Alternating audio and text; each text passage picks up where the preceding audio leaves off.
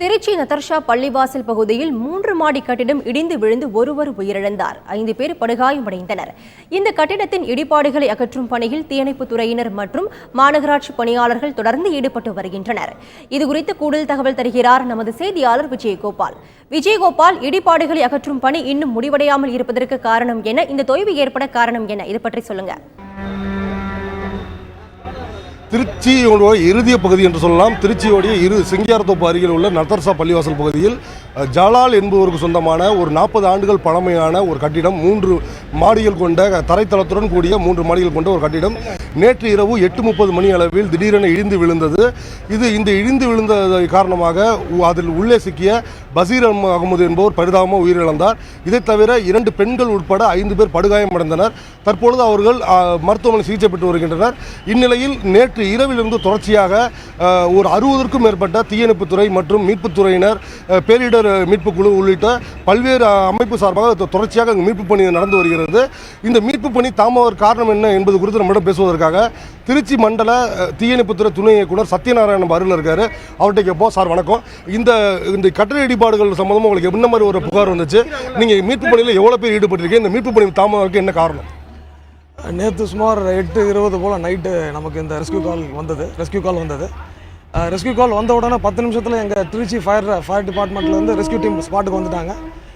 ஒரு 10 நிமிஷத்தில் உள்ள 3rd ஃப்ளோரில் இருக்கக்கூடிய ஒரு 4 பேரை உயிருடன் ரெஸ்கியூ பண்ணி ஹாஸ்பிட்டல் அட்மிட் பண்ணியாச்சு. இப்போ 4 பேருமே உயிருடன் இருக்கிறாங்க. அதை தொடர்ந்து 4வது ஃப்ளோரில் ஒருத்தர், ஒரு 50 வயசு மதிக்கத்தக்க உள்ள ஒரு பெரியவர் உள்ள சிக்கி கொண்டாடுன்ற தகவல் வந்த பிறகு கம்ப்ளீட்டாக எங்கள் தீயணைப்பு துறையுடைய இயக்குனருடைய உத்தரவின் பேரில் எங்களுடைய மத்திய மண்டலத்தில் இருக்கக்கூடிய ஃபயர் கமாண்டோஸ் எல்லாத்தையுமே ஸ்பாட்டுக்கு வர வச்சு நைட்டு சுமார் ஒரு 1:30 மணி அளவில் அந்த பெரியவரை இறந்த நிலையில் மீட்கப்பட்டு போலீஸிடம் ஒப்படைக்கப்பட்டது.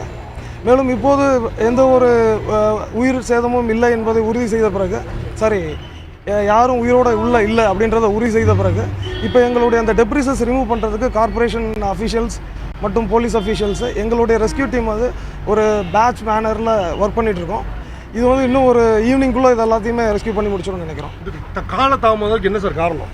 காரணம் பார்த்தீங்கன்னா, இப்போ இந்த பில்டிங் பார்த்தீங்கன்னா ரெசிடென்ஷியல் பில்டிங் பயங்கர நெருக்கடியான இடத்துல இருக்குது.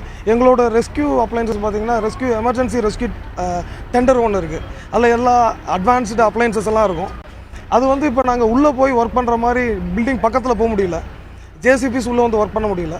ஸோ இப்போ நாங்கள் எல்லா ஸ்பெஷல் அப்ளைன்சஸையும் இண்டிவிஜுவலாக எடுத்துக்கொண்டு போய் மேனுவலாக ட்ரில் பண்ணி டெப்ரிசஸ் கொஞ்சம் கொஞ்சமாக தான் ரெஸ்கியூ பண்ணி எடுக்க முடியுது. அதுதான் காரணம். இந்த விபத்தை பொறுத்தவரை இந்த இடம் என்பது மிக குறுகியலான இடம். அதாவது இப்போ நாம் நின்று கொண்டு இருக்கும் கூட ஒரு 20 அடி அகலம் உள்ள ஒரு சாலை தான்.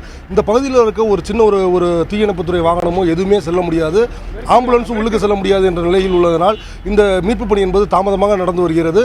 ஆனாலும் இன்று மாலைக்குள் முடித்து விடுவோம் என்று தீயணைப்புத்துறை சார்பில் உறுதியாக கூறப்படுகிறது.